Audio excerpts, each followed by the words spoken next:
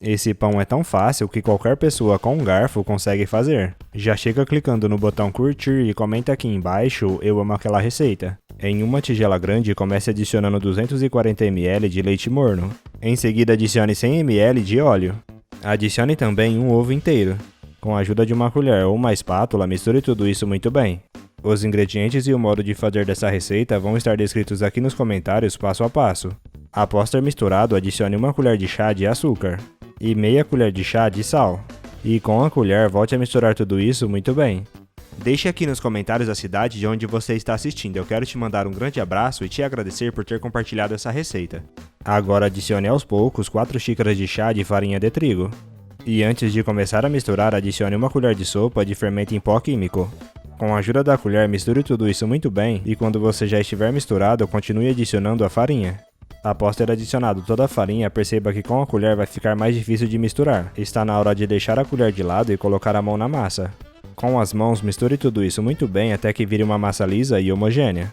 Este é o ponto ideal. Agora polvilhe um pouco de farinha na mesa, coloque essa massa por cima dessa farinha e com a ajuda de um cortador divida essa massa em 2 pedaços iguais.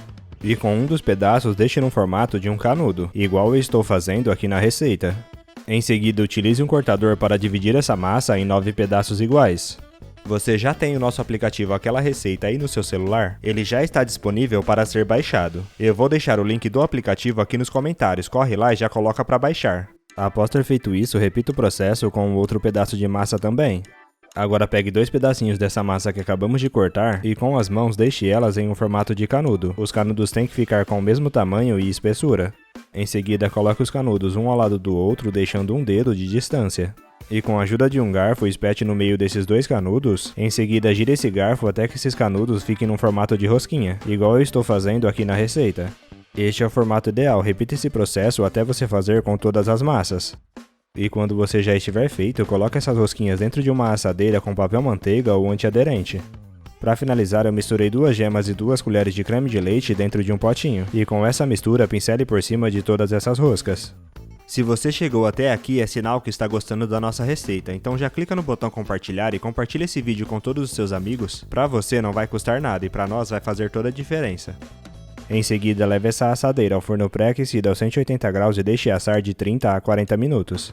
Aquela receita já está pronta, você já pode passar um cafezinho, pegar uma rosquinha e se deliciar.